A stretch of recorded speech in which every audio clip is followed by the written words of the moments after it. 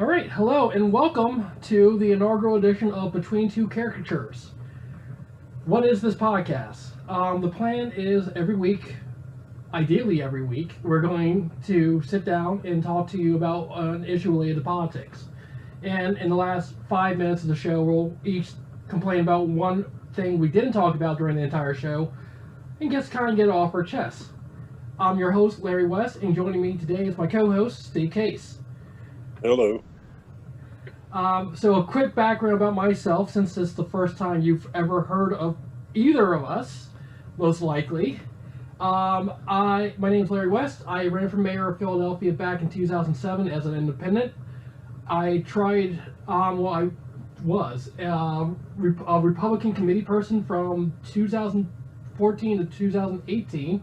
Ran for Congress as a Republican in 2018, and I have to stress this, I cannot stress this enough, I ran as a liberal Republican, which is why I obviously never made it past trying to get petition signatures. I'm now a registered independent with the quote-unquote Pirate Party, which is my own little independent party that's left of left. And that's about it. And Steve, you want to do your little intro? I'm your caricature old white guy, liberal from way back when. I remember Gene McCarthy. Would it be fair to call you a boomer?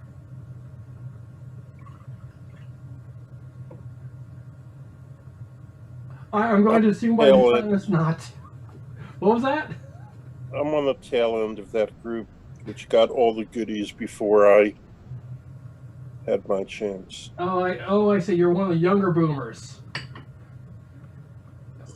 Well, if we're talking about caricatures, I'm the elder millennial here. And, well, we got a millennial and a boomer. We got a old white boomer and a young black, well, youngish, blackish millennial. So, hey, there we go. Hey, you're 35. You're coming up on middle age. I appreciate you underestimating my age, but I am 36, sir. Which makes it worse. Okay, next stop, 40. You know, they can't trust you once you're over 30. Well, you can't trust anyone over 18 as far as I'm concerned.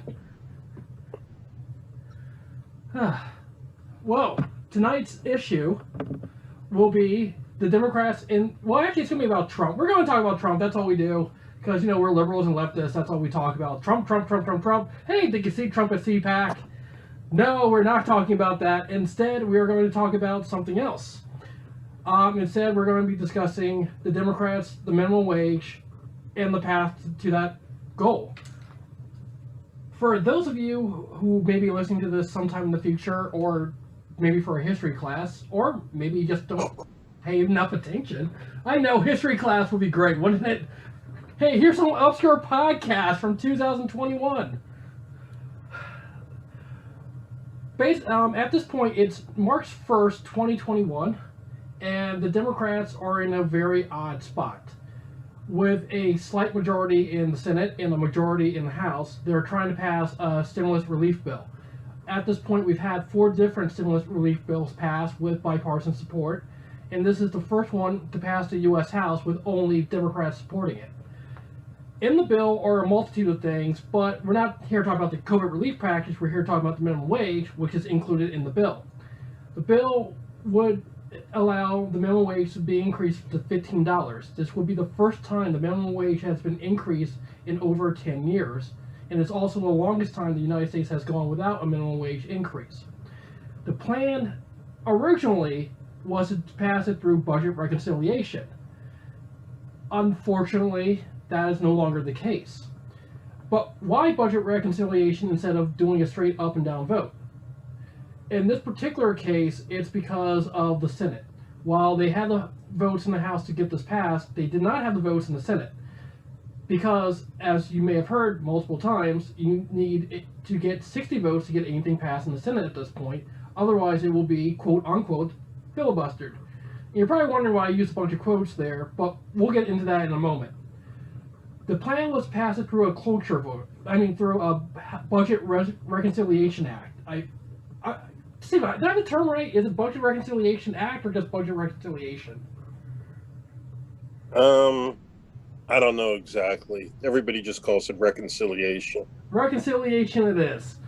So they're going to pass it through reconciliation, and at that point, you just need a simple majority.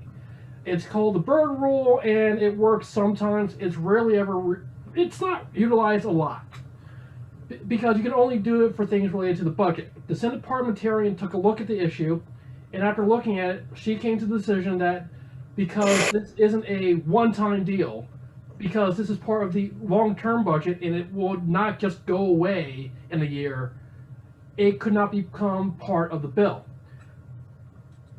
So at this point, the question is, how do the Democrats pass a $15 minimum wage? Do they overrule the Senate Parliamentarian? Do they get rid of the filibuster? Or do they create a separate bill entirely? So that's the history of the issue. And Steve, I'm going to let you kick it off by giving your opinion about raising the minimum wage at this point. I think the minimum wage is very nice if they manage to do it. It affects 1 or 2% of the population, and it's far from the most important thing on the platform that we have to work on. I think voting rights is much more important than this, to name just one thing. And I'd love to see the minimum wage raised to $15, but I don't think it's worth spending a great deal of political capital or effort on. I like the idea of Bernie had the idea, along with Elizabeth Warren, of instituting the wealth tax that Warren had, and we make it part of the wealth tax, and maybe they could plug that into the deal, or maybe it'd have to be, by the deal I mean the reconciliation, or maybe they'd have to make it a separate item. It's worth working on. The way the minimum wage has been raised in the past is through must-pass, as an add-on to must-pass legislation. But I don't think that with everything that's of considerably more import, it's worth spending a lot of time on this. It's certainly worth spending some time. I'm not saying it's not important. There's just, you got to pick and choose your battles. Okay, and I'll give my 2 cents in a moment, but one thing I'll mention that I didn't mention before, but I'm going to put my phone on mute as well while I'm doing this, although I guess okay, it was related to the Secretary of Education, so relevant but not relevant to our conversation at the moment. What is relevant is when they were trying to pass the bill in the Senate, or when they were preparing to try to get this through in the Senate, they had 2 roadblocks. Well, technically, yeah, 2 roadblocks. One were the Republicans for obvious reasons, and the other one was 2 Democrats in the Senate who were opposing a raise to the minimum wage at this point in time. Most notably, Joe Manchin, aka the new kingmaker of the Senate. He greatly opposed raising the minimum wage in this particular bill, and that meant that even if it was included once it got to the Senate, it would have some opposition from Democrats, so budget reconciliation may not even have been an option.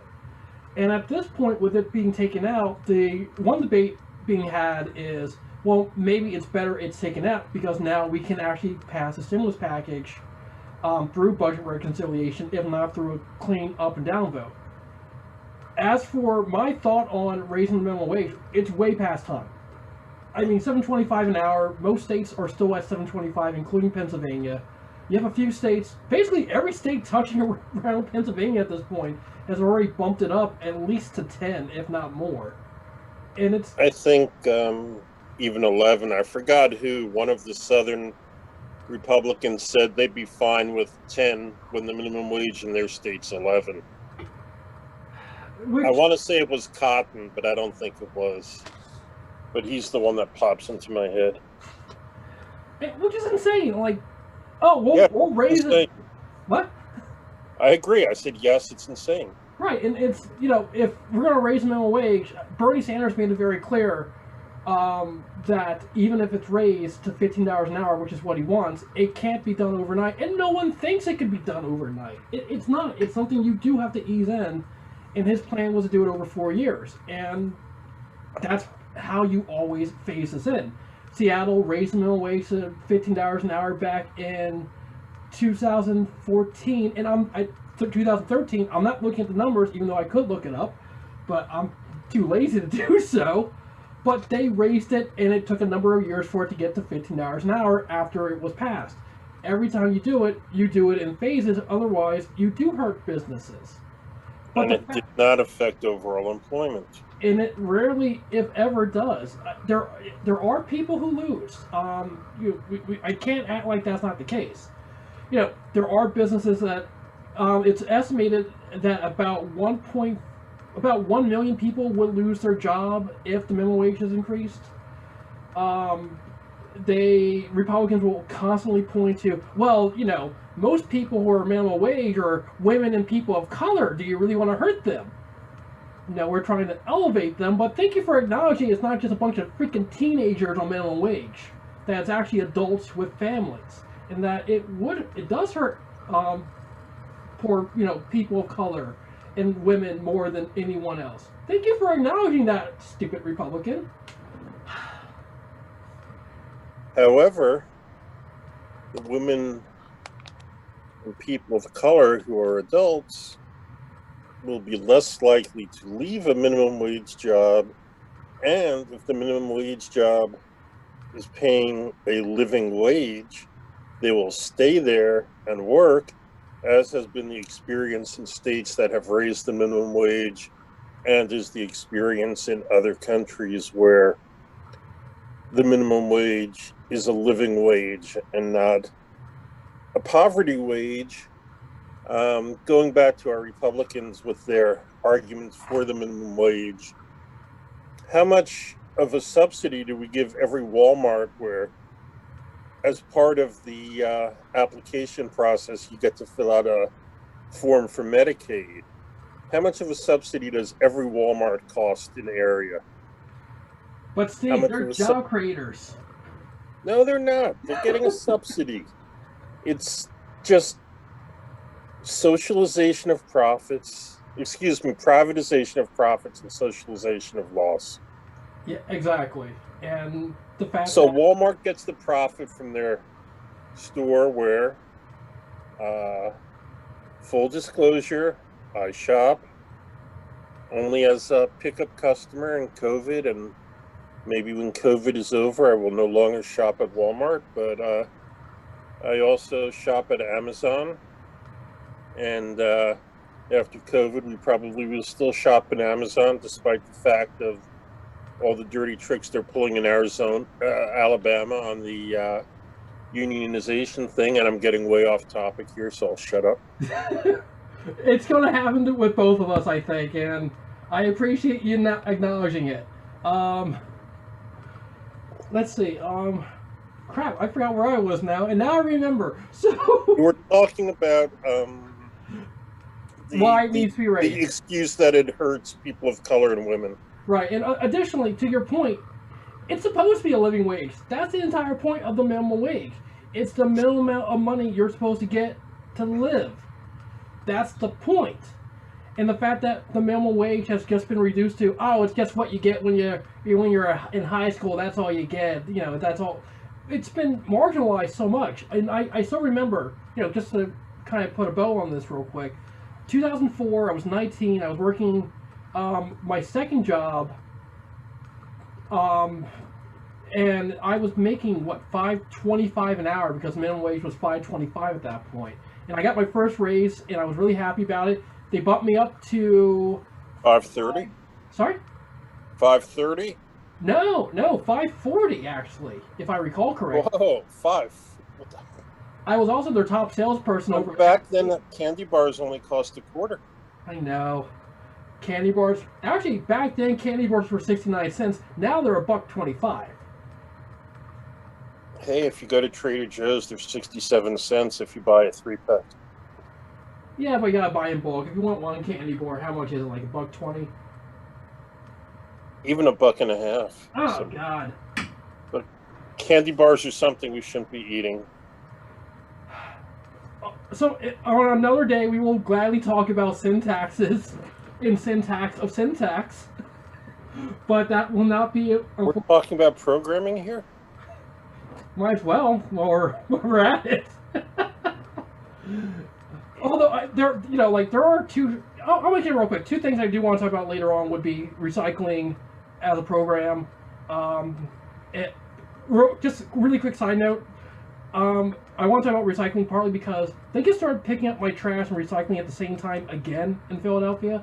That's part of a larger issue and a larger story, and it really is interesting. And another one would be syntax of the syntax. How jurisdictions are taxing soda and other drinks, and why that's a thing.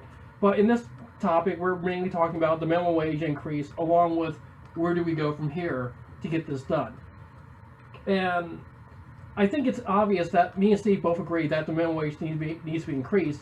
And in recent polling, 67% of all Americans want the minimum wage. Including Republicans. Even what was that?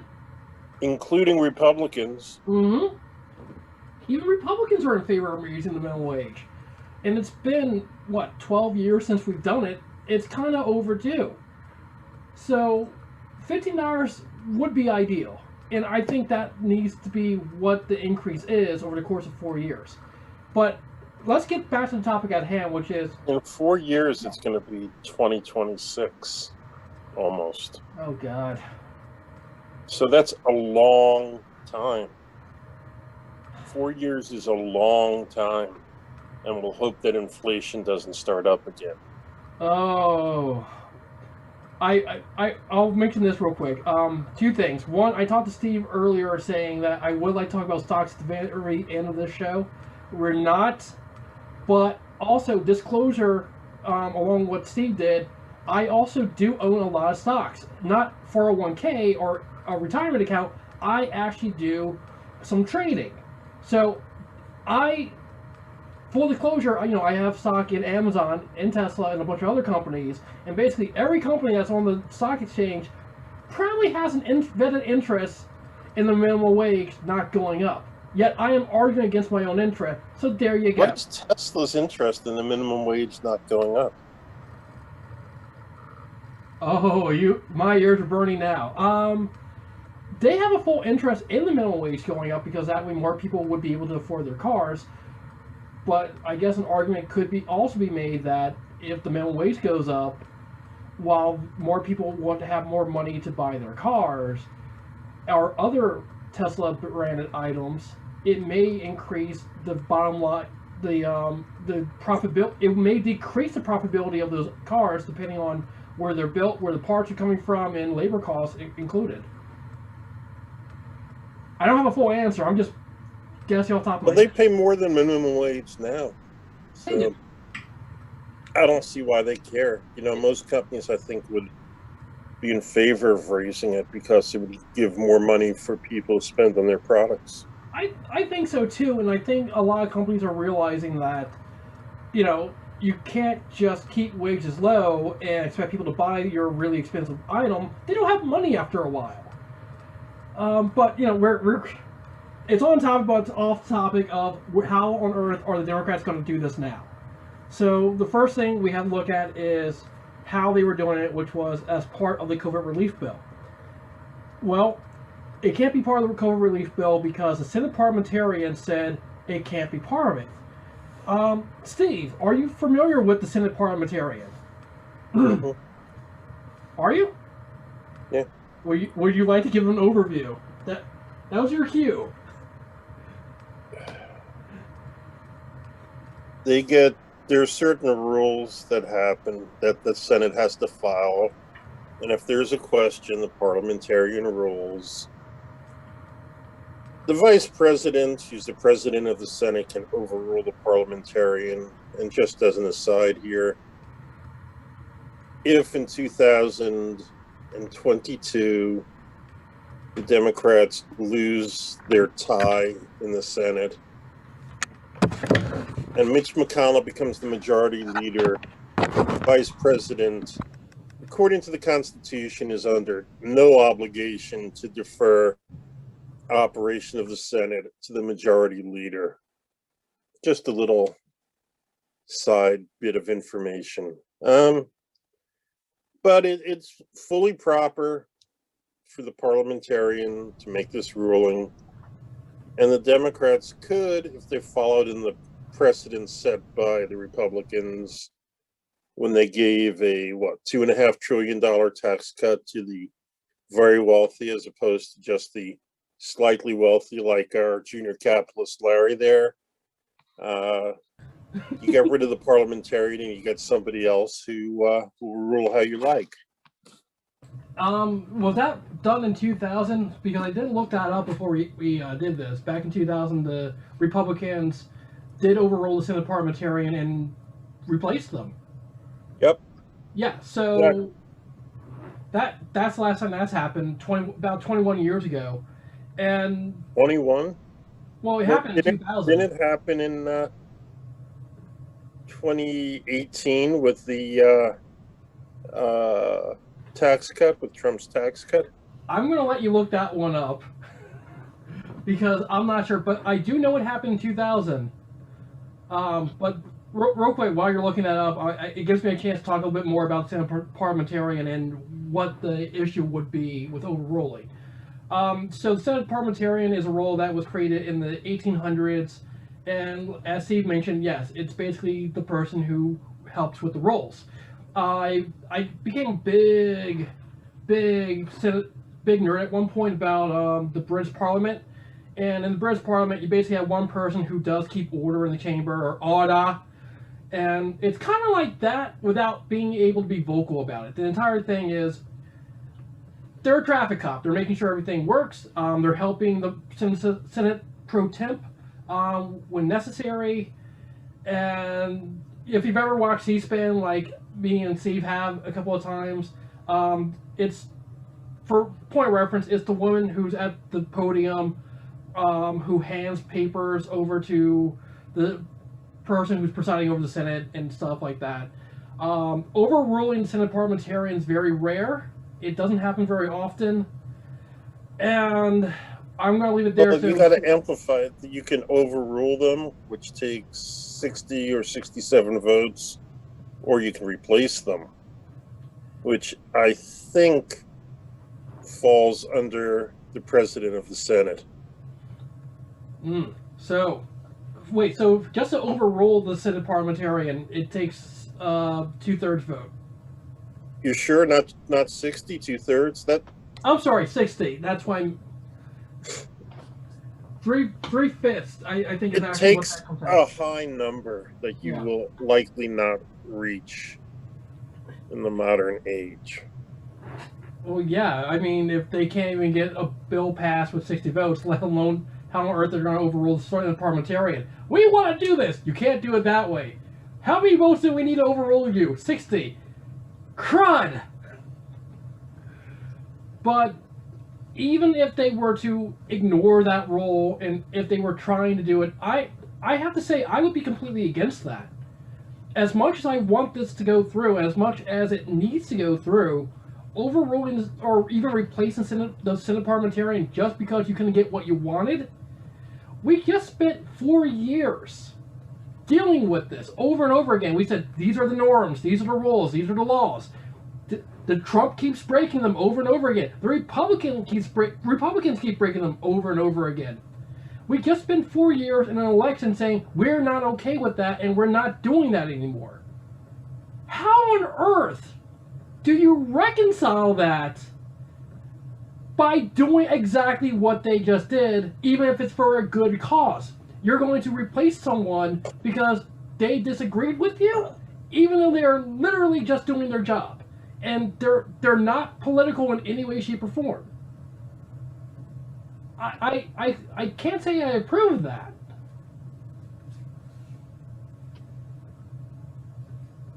This is where you talk, Steve.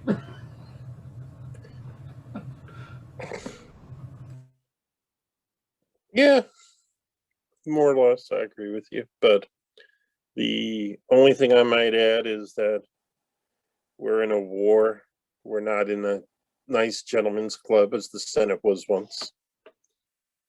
We're in a war with people that oppose democracy itself, where people have a meeting at their think tank and the stage is a Nazi symbol. I guess they would have had a swastika if they thought they could have gotten away with that. Wait, I have to. I was going to say let's put a pin in that, but it is worth mentioning real quick. So one thing I didn't mention in the intro is I'm also a graphic designer and I also do websites. So I'm all about usability and if you design something, it has to make sense. So I saw what he's talking about. I know it's not the sign of Odin. It's a Nordic rune that was co-opted by the Nazis because of course they did. Well, they put those little ends on it. Oh, well. It's not the actual Nordic rune. The Nazis stuck little ends on it, which I think CPAC continued with.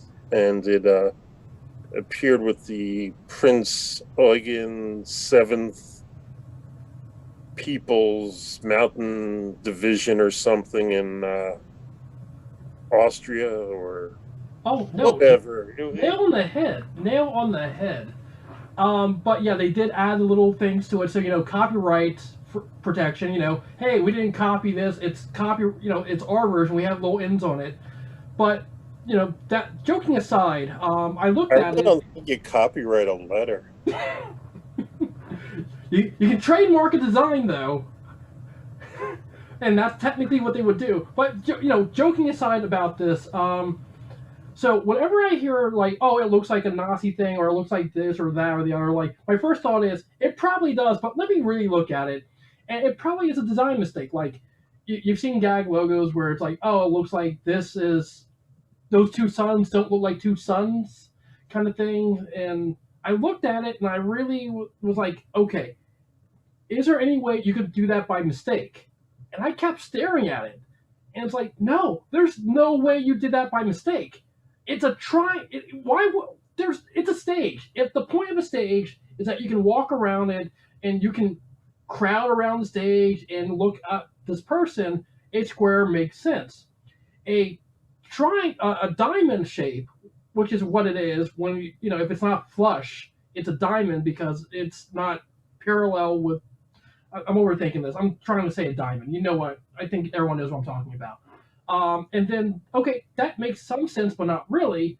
And when you look at the lines on the stage itself, like it was literally built to be either a walkway for a model show, like a Miss USA contest or something, where, oh, well, we have all these people on stage and we have to direct them. Okay, that would make sense. That's not what this is. CPAC, you have like, what, 2, 4 people on stage at most?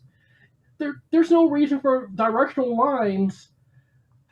It's like, no, it's a Nazi symbol. You put a Nazi symbol there. There's no reason for it. You can't even argue against it. It's a Nazi symbol. Why on earth did you do it? Because you're Nazis. That's all I can say. I'm going to save that for the end of the show, damn it. Too good. I couldn't miss it.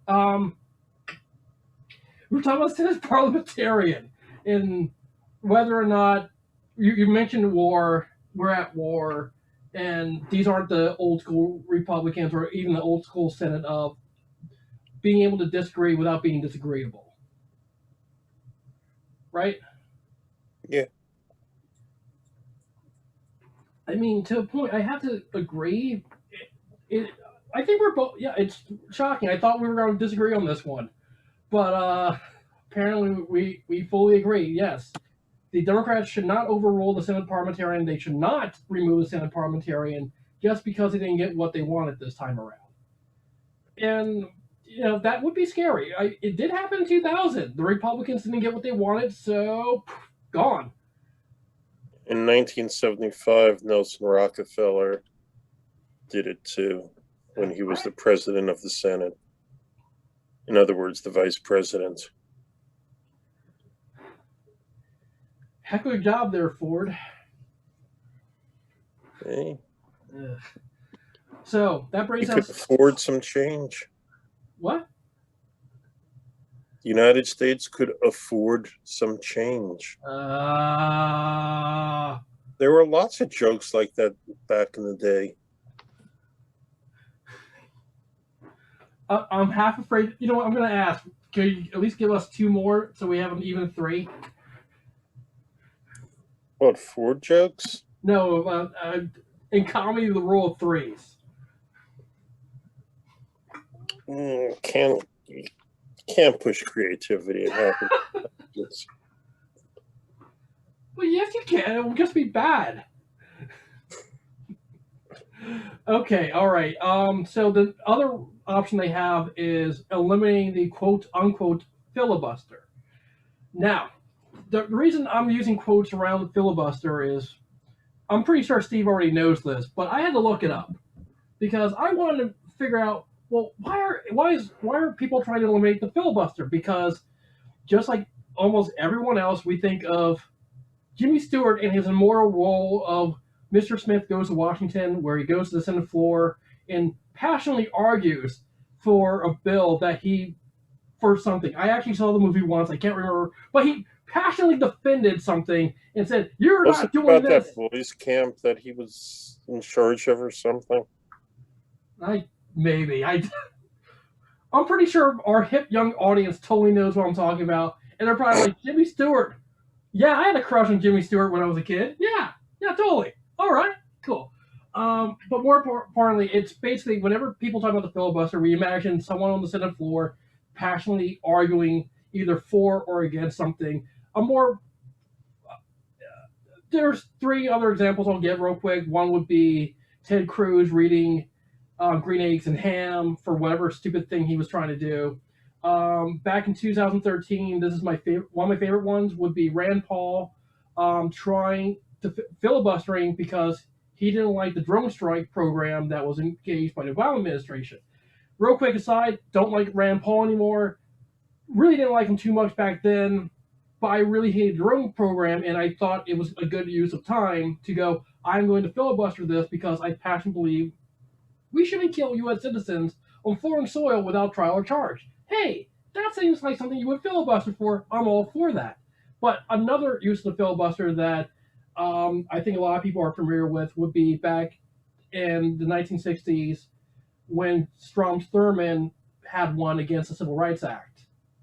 Or it was either the Civil Rights Act or the Voting Rights Act. And Steve will probably correct me on that one. It's one of the 2. It escapes me. Yeah, unfortunately. Probably the Civil Rights Act. It probably was. But basically, it requires someone being on the floor of the Senate talking as long as possible to try to stop a bill. But that doesn't really happen, and you hear over and over again, well, they need 60 votes, otherwise they're going to filibuster the bill. But you rarely ever see a filibuster. And I had to look it up. I was like, wait. You're trying to get rid of the filibuster. This doesn't really make sense. They never really do it. Why are you trying to get rid of it? And I'm going to read exactly what I saw because I feel like that's kind of important. Let's see. So the filibuster came around 1806 because Vice President Aaron Burr said, hey, this basically simplifies a bunch of matters. Pardon me. I had a belch right there. But let's just jump ahead and get to 1975. So at that point, the number of votes needed to invoke cloture, which is what this really is. It's not a filibuster. A filibuster is someone going to the floor talking. In order to get something passed in the Senate, you need cloture. Cloture. That's a fun word. Cloture. And it's been changed a few times. And most recently in 1975, you need 3/5 of the Senate or 60 if everyone in the Senate is there to pass a bill. 60 votes for cloture. And basically, first you do a roll call, make sure everyone's there. So basically, for people who are like, what the hell are you talking about? If you're trying to get something passed in the Senate, you can do a simple majority vote. You can just go, hey, are you in favor of calling Sunday? The next Sunday should be Free Kitten Day. Are you cool with that? Yep. That's it. That's all you really need. If someone wants yays or nays, that means you need cloture, and if you need cloture, you need to make sure you at least have 60 votes. If you don't have 60 votes, it doesn't pass because you don't have cloture. But here's the thing that blows my mind. Why are they saying abolish the filibuster, not change the cloture rule? That's really what it is. It's not ending the filibuster, it's changing the cloture rule. So you don't need 60 votes to pass something, you just need a simple majority. I mean, Steve, what do you think? Like, why are they so calling it the filibuster when it's not really a filibuster in these cases? It's a threat to filibuster. And they've just agreed not to filibuster so that they could play games. What, like a gentleman's agreement? Like, oh, well, if it has 60 votes, I won't filibuster it, but because I greatly disagree with it, I will go to the floor and just argue against it? They've just agreed not to filibuster anymore. So if you can't reach cloture, you lose. True, but it's also worth noting that that doesn't always work. I'm pretty sure Rand Paul did it, even though he didn't. Even though there was more than 60 votes, he was like, "I'm just doing this anyway." Well, yeah, every senator can do that. That's, yeah. There are 100 people with big egos. But I also think that's important because when we're talking, when they talk about eliminating the filibuster because we can't get 60 votes, it's not the filibuster they're trying to get rid of. They're trying to get rid of the cloture rule as it stands. And it's been changed multiple times. And the last time it was changed was in 1975. So there is precedent, obviously, for changing cloture rules so you don't need 60 votes. You can have more or it can be less. Or they can just filibuster all these things the way that it originally was supposed to work. They could. And with copyrights expiring on lots of great works, they wouldn't even have to pay, fees for reading their books. Well, I'm pretty sure Ted Cruz never paid royalties to the estate of Dr. Seuss. He went to Cancun instead, but that joke's gonna be lost on people in about a year. Like, Cancun, what the hell is he talking about? Nah, I think that's gonna. When's he up in 24? Yep. I think that little joke will be around until 24. That's such a classic maneuver he pulled. Then after he went to Cancun, he couldn't stay in Texas again, so he went to CPAC to make fun of AOC. Just sad Canadian. Very sad. So, can't even go by his real first name. Raphael? Yeah. Oh man, so a foreigner, a person from another country with a funny sounding name, who wasn't even born in this country, wants to be our president. I gotta say, they had the right idea. They just had the wrong person apparently on that one. Well, Putin was our acting president for 4 years, so whatever. Yeah. Okay, so we're getting way off a topic. We're way off topic here. So, eliminating the cloture rule, I gotta say, I think it's a terrible idea. If you get, I mean, I feel like I'm on an island with my fellow liberals or my fellow leftists and progressives on this one. I have people on my timeline saying we gotta get rid of the filibuster. That's the only way we can do this. We have to make sure we get rid of it so we can pass this minimum wage thing. And all I can think of is, you can't be that freaking stupid. You can't be. Because we've seen what happens every single time the Democrats blow up a rule so they can get something done. It blows up in their face every single time. We can't get all our judges through. Okay, let's make it so you don't need 60 votes, you just need a simple majority. Well, look what happened. They blocked all the nominees. Mitch McConnell blocked as many Democratic nominees as possible, so that way when a Republican became president, he was able to just get everyone he wanted. Oh, well, we should do it for Supreme Court nominees, too. We got rid of it, and then we got Brett Kavanaugh. And that replacement for AOC, who names escapes me, Amy Coney Bryant, or ACB, I think. And now they want to do it for passing legislation, which is just insane. We just spent 4 years, I believe it was the last 4 years of the Senate.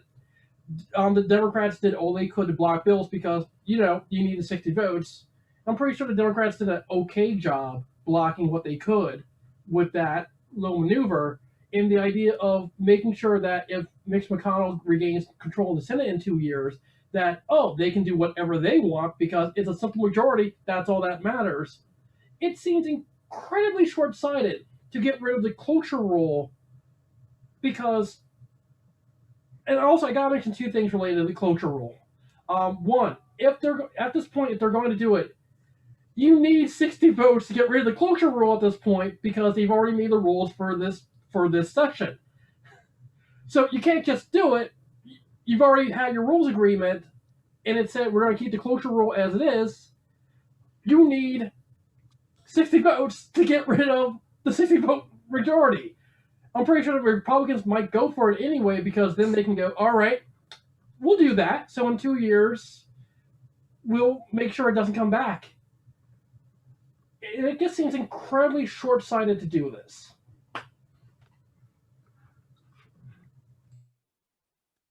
No argument. What? No argument?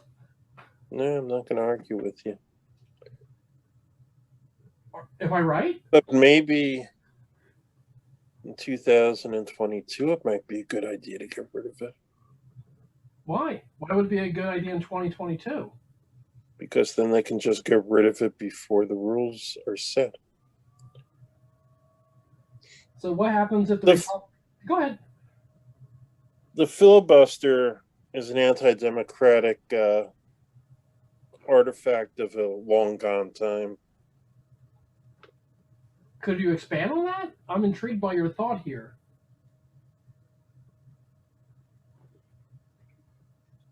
It allows one person to stop consideration of a bill.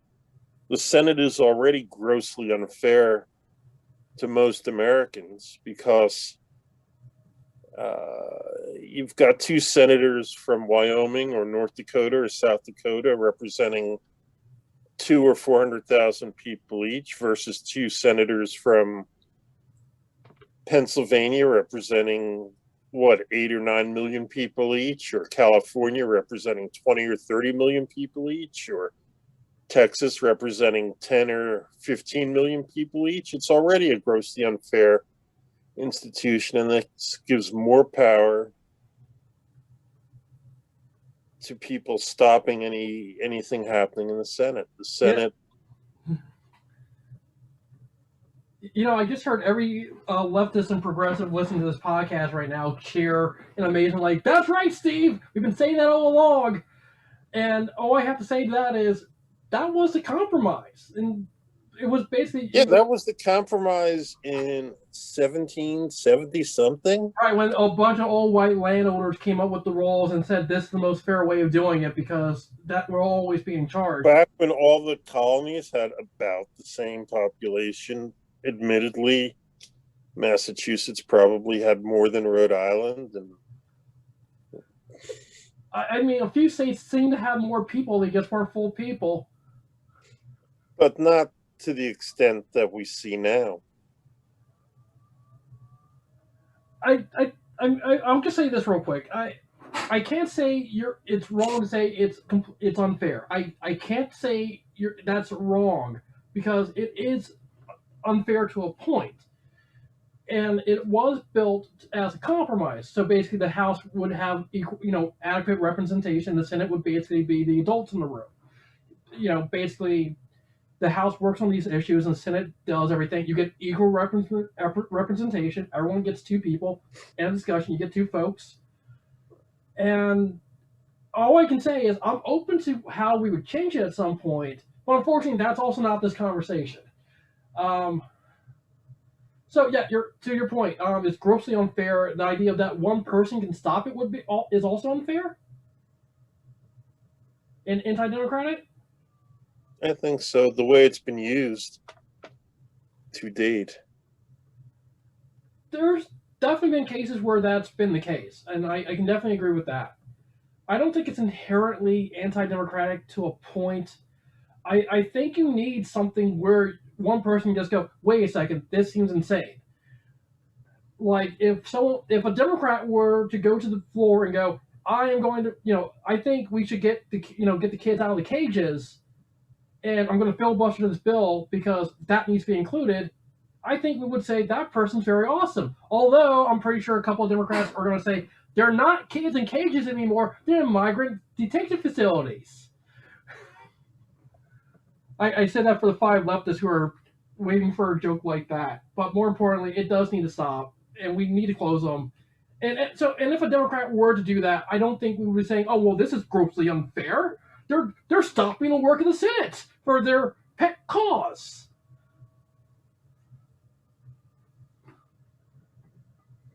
Well, maybe the filibuster needs to go along with the way that representation is picked for the Senate.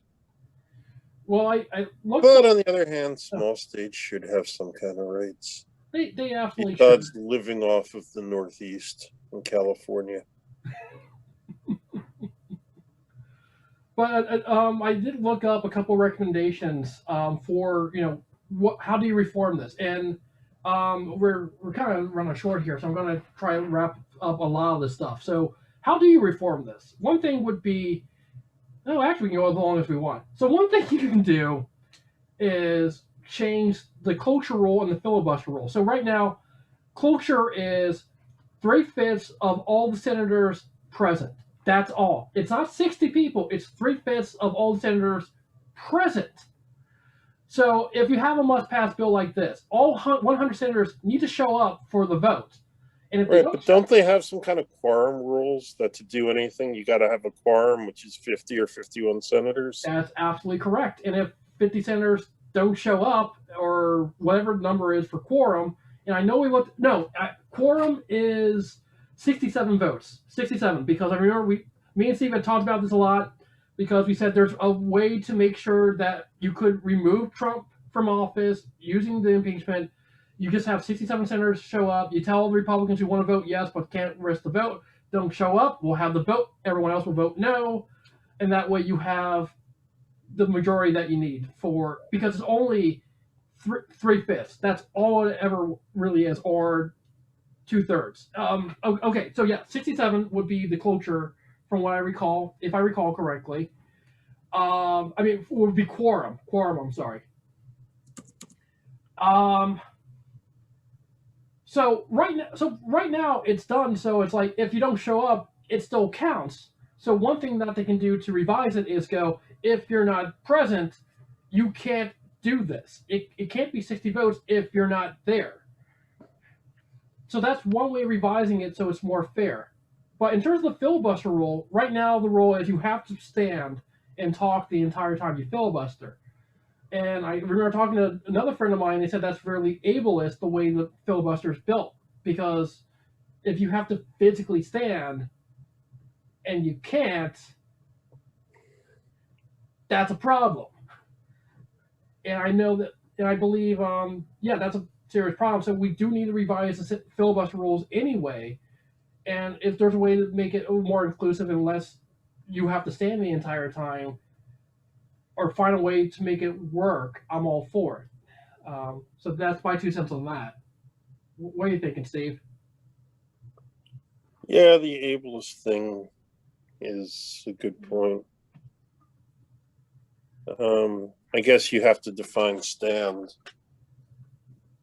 but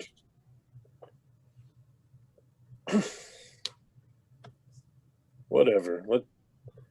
We're supposed to be talking about the minimum wage. Well, it's not just the minimum wage. Like, I already knew going into this, like, we were going to agree on raising the minimum wage. It was, how do you do it? What are the procedures of doing it? What are the Democrats' best way of doing it at this point? And I'm going to my opinion about what I think the best route is at this point. I wrote this on Facebook, and I really believe this. So you don't overrule the Senate Parliamentarian, you don't get rid of her, and you also don't get rid of the cloture rule how on earth do you pass this thing? That's a must-pass thing. It needs to happen, and it needs to happen tomorrow, figuratively. Well, it's going to pass without the minimum wage in it. Well, the relief bill is going to pass, but I'm talking about the minimum wage itself. If you can't have it in the bill, how else do you do it? And the way you do it is you have a standalone bill for the minimum wage, passed in the House, and you send it to the Senate. And I can already see Steve's face. And it's like, there's no way on earth that thing's going to pass. Well, here's how you do it. You can, let me say it first, Steve, and then you can poke all the holes you want in it. Just let me get off my chest. So what you do is you pass in the House. You probably get 1 or 2 Republicans to sign on. You probably don't. In fact, you might even lose Democrats in the process. You send it to the Senate. $30 an hour. You start with $30 an hour. That's the new minimum wage. $30 an hour. There's no way on earth you're going to get $30 an hour, but you start with $30 an hour for a minimum wage. Everyone's like, there's no way on earth I'm ever going to sign on to that. That's a terrible idea. Why on earth would it be $30 an hour? That doesn't make any sense. So why is the majority leader going to even let that go to the floor? What, Schumer? Yeah. He should. And this is where I'm going with this. You start with $30 an hour because you're negotiating. The negotiation is we want a minimum wage increase, and we're starting with $30. You shoot through the moon with your initial offer. I believe this has been lost ever since the Obamacare argument, where you started with the compromise. You don't start with the compromise. You go with the insane thing that will never go through. I want $30 an hour. Okay, we're not giving you that. We'll give you $10 an hour. Well, that's way too low. Let's go for 25. Well, we can't do 25. Maybe we can do 15. Then make it 26. We're doing 26 an hour. You negotiate as high as you start with a high number so you can negotiate down to 15, or maybe you go for 20 because at this point you kind of need to go for 20 for a living wage. We've waited so long to do this. 15 is now the floor for this. So that's my argument. You start with the insane number, knowing there's no way on earth you're ever going to friggin' get it. So and that why way, would Republicans negotiate? What? Why wouldn't the Republicans negotiate? Why would they or why wouldn't they? Why would they?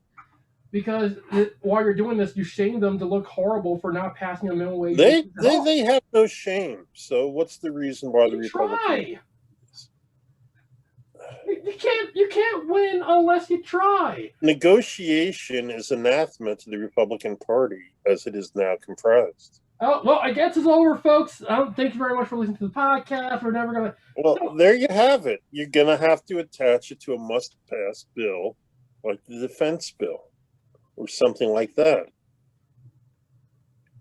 And the $15 an hour is going to have such a minor effect, nobody's even going to realize it's there. No. Except for people which can actually afford to buy food and have heat. Think about that. Oh man, buy food, off heat, and one thing about the CBO's calculations that is very rarely paid any attention to is there'd be a great savings in Medicaid and food stamps. Well, they call it SNAP now, but food stamps. There would be a savings. I don't know if the word "great" is the correct term. No, I think it would be a great saving because I think we're both about to say the same thing, which is you have a lot less people on social welfare programs because they don't need it anymore. They have a living wage. You've got all these people out of poverty, so they're not suckling at the government's teat anymore. I'm sorry that was a little too vulgar for some of our listeners, but that's what I could come up with. So your argument is they should pass it, attach it to a must-pass bill like they've always done in the past. The Republicans won't negotiate on anything at this point. Let them lose big in 2022. If the Democrats get a lot of stuff through and they lose big in 2022. I gotta say, I completely hate that argument and firmly disagree with it. I gotta tell you why real quick. I'll just give this condensed version because otherwise I'll go on for an hour. The condensed version of it is, how are the Democrats going to win now with what's going on? And I don't mean this as a, oh, the Democrats aren't doing anything, they're incompetent. I'm not trying to say that here. There are certain things that people are expecting, like a raise in the minimum wage, $2,000 checks, not bombing other countries when there's no real reason to. Apparently, none of those things are happening right now. And the alternative are the Republicans. Now, I'm not saying a lot of people are going to go, well, I didn't get my $2,000 check. I only got $1,400. I guess I'll vote Republican. People don't tend to think that way, but they tend to think, well, things are going better, but they're not going as well as they could. Maybe I should vote for this other person who isn't horribly evil and they seem kind of more moderate. Maybe we'll get more moderate Republicans. I could be horribly wrong, but I'm just throwing it out there. I mean, the alternative can't be that the Republicans will just lose. You can't bank on that. The Democrats have to give something here. The Republicans today will not negotiate, period. But you're arguing that in 2022 they're just going to lose more seats. Why would they lose more seats? Because the Democrats will force some stuff through and there'll be change. As it is, if they get this bill through and if they get the infrastructure bill, I heard they're talking $4 trillion on that. That might change some people's opinions. I wish it would. And, I was going to say, I actually thought about this before I even started, which was I have to make an infrastructure week joke at some point. And one show is just going to be infrastructure week. But I think one thing. Argument. What? You sure that's not a weak argument? What, infrastructure week or? Okay, forget it. No. Oh, God. I'm slow. I am too slow in the joke. But no, one. It was a pretty piss poor argument or joke. I know. So the Republicans are going to. Well, here's the thing. You're saying the Republicans don't negotiate. If the Republicans of today will not negotiate. So because negotiation is a sign of weakness, and with whatever her name is from Georgia and the gun-toting Mall from Colorado from Shooter's Cafe, I mean, if a bunch of girls won't negotiate, how could, the rest of them negotiate? Yeah, but more importantly, you're talking about 2022 here. You said 2022, the Republicans have opposed some really good things, and they're going to lose. And then maybe they'll negotiate, but at this point, they don't negotiate. Well, they wouldn't negotiate, though. Like, think about it. In 2022, the infrastructure. If they lose more, maybe they'll negotiate. The big point is, forget that. The Republicans don't negotiate. Wait, what have the Republicans negotiated on? I gotta get you on nothing since Obama. None of them vote. I'm sorry, I gotta get you on this real quick because 2022, you're saying they're going to run for re-election, and there's a $4 trillion infrastructure bill that they may not vote for. That seems exactly like the type of thing the red meat that Republicans want. Oh, well, we didn't vote for this bloated $4 trillion bill. That's fine. Let them try that and just say, how's that working for you, Texas? But at the same time, you're going to go and stick some flowers on Grandma's grave who froze to death in Texas, in the richest country on earth? But Texas is Texas. And even if... So we pass an infrastructure bill. Do you think Texas is going to take the money? Okay, they're going to take the money. But there's going to be so much hammering like, oh, we don't really want to take the money because we're Texas. Oh, we don't want to take the money, and we don't want to build an interstate in Houston, which is a Democratic city, and we don't want to build an interstate and a light rail in Austin, which is a Democratic city, and we don't want to do whatever the hell they want to do in San Antonio, which is practically to the left of AOC, right. And they don't want to do whatever the fuck they want to do in East Texas, where they don't even have, you name the basic service, and they don't have it in East Texas. Right. That's right, Steve. They owned the libs. They own the libs. Therefore, they're going right. That works for some of them, but it's getting to the point where a plurality of Texans live in big cities. Well, They not don't just live Texas. out on the range anymore, shooting cattle and whatever the hell they used to do, and Well, true, drilling for oil. but I think on a larger scale, though, it's not just Texas. Obviously, we're talking about places like Wyoming, Idaho. There's a huge difference between loony states like Wyoming, which is a borderline loony state, and Oh, Idaho, which is a full blown loony state, along with eastern Washington, Oregon, and California, and they can start their own little state just like they wanted to. Long as we get DC and Puerto Rico as states, they can start their little loony state of Looney Tunes. That's fine. And then if they'll combine North and South Dakota into a state, then we can get another state somewhere. I don't know where would be a good place for another state. you know what? You've actually brought up something that I've always really believed, which is we're at 50 states, and I like 50. It's a big round number. I like 50. My brain's like, oh, 50 is awesome. So we're never going to overcome their advantage they have in the Senate. Wait, no, I'm not done yet. If we get Puerto Rico and DC, that's 4 senators. 4, count them. Can I just say, I never liked the argument of, well, we should make X a state because we get more Democrats. Like, no, that's not why you should do something like that. It should be a plus, not the reason you do something. DC statehood, it shouldn't be reduced to we get 2 more Democratic votes. It's not reduced to that. That's just part of the argument. Well, it's the argument these days. It's not even about the fact that they don't have the ability to do what a state can, even though they basically are a state. And it's more important that those issues are taken care of than anything else. You know, like it just drives me up the wall how an actual issue that needs concern gets reduced to something minute. Like, oh, well, we get 2 Democratic senators if we do this. That shouldn't be the reason you're doing it. It should be because they need resources that they can't have otherwise. Well, if we get rid of Trump, great, let DC have the resources they can't get otherwise. Right, like a governor who can decide to call out the National Guard. Exactly, and that should be the focus. Not we get 2 Democratic senators out of it. It's a bonus. It's not. It's a feature, not the reason. And another one, just real quick, it would be, we have to remove Trump from office through the impeachment, so that way he can never run for office again. That's not why you're doing it. You're doing it because he wants a freaking insurrection against the U.S. government. That's why we're doing this. Not so he can never run again. It's a bonus, but it's not the reason for it. And when you make the argument is, oh, so he can never run again, it diminishes the reason why you're doing the process in the first place. So I went on a tear. I believe it's appropriate for the conversation.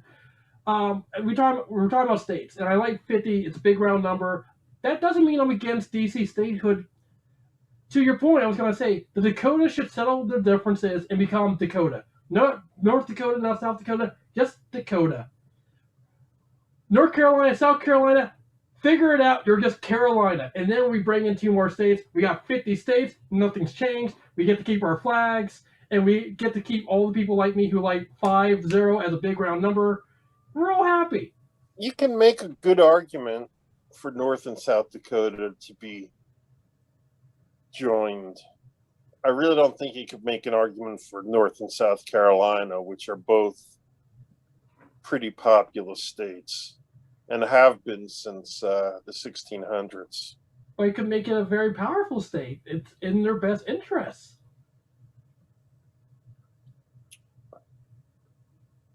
I really don't think they'd want to do that.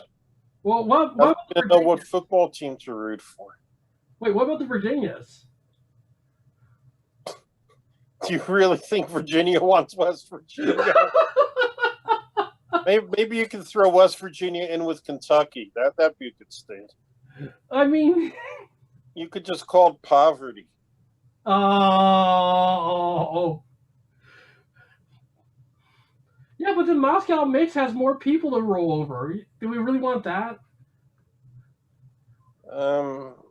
Senators don't rule over people in the states, despite Trump making fun of Nancy Pelosi, a United States representative, for conditions in her district in San Francisco, or going way back to when Bush made fun of Dukakis for Boston Harbor. That just shows it's an old Republican trick that shows their lack of understanding of government, which continues today with Tommy Tuberville, with the three branches of government being the Senate, the House, and the judiciary. And what's that black guy's name on SNL? He's hilarious. I can't think of his name. He's the longest serving SNL star. Oh, wait, Kenan Thompson?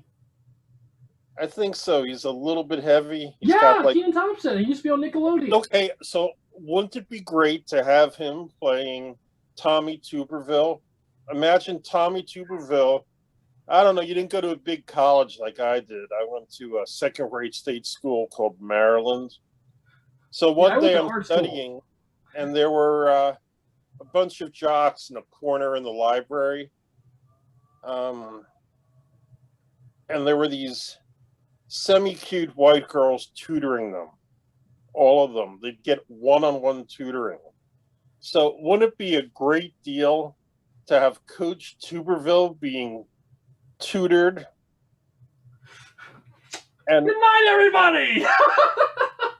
And wouldn't Kenan be a good guy to play Coach Tuberville? And it'd be something that the coach would be familiar with and would really annoy him to no end.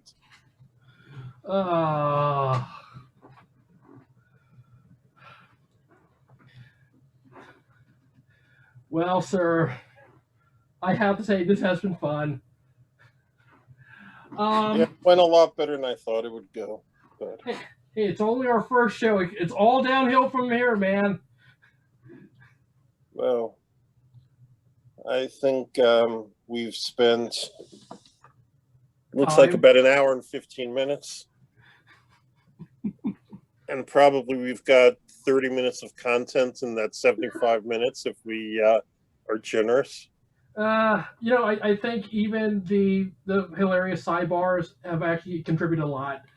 I mean, we talked about the issue at length. We talked about raising minimum wage, why it needs to be raised, the difficulties Democrats are facing with this, from Senate Parliamentarian to the filibuster and cloture rules, to Republican obstructionism. And we came up with solutions on how they could do it. No one will probably listen to us, even though we had great ideas, but hey. So I don't think anything we came up with was particularly original. It was just our take on the tried and true. Well, I feel like an actual negotiation is something that's completely foreign in the Senate at this point. So yeah, I think I came up with a half original idea that will never be done. So yeah, I'm taking the win. Yep. It's kind of the way some people bargain for whatever, is you start with an outlandish opening offer. All right. And actually, on that note, I did say we're going to talk about one pet peeve or one political pet peeve we both have. And I'm going to get mine. I had one before, we already talked about it, but I'm going to bring up another one instead. Where's my $2,000 check? During the run-up to the Georgia election, I was told over and over again, we're going to give you a $2,000 check. Joe Biden said it. Those two people running, those two. When did Joe Biden say that? Oh, I will roll 212. Do not make me roll 212 with all the times he said $2,000 checks. He said there should be a $2,000 payment. He said, and there will be a $2,000 payment. He said there will be $2,000 payments. $2,000. Fine. So you got 600 of it already. And no, we did not. This is my point. We were told $2,000 checks, not 600 and 1,400 2,000 checks. I gotta say, this Biden guy already lied. We're not getting $2,000 checks. That being Would you said, trust any politician who didn't lie?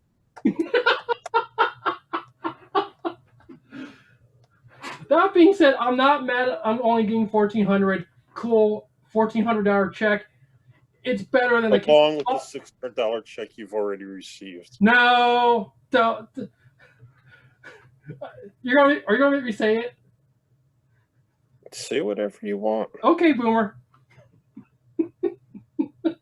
I love you, Steve. I love you. You know,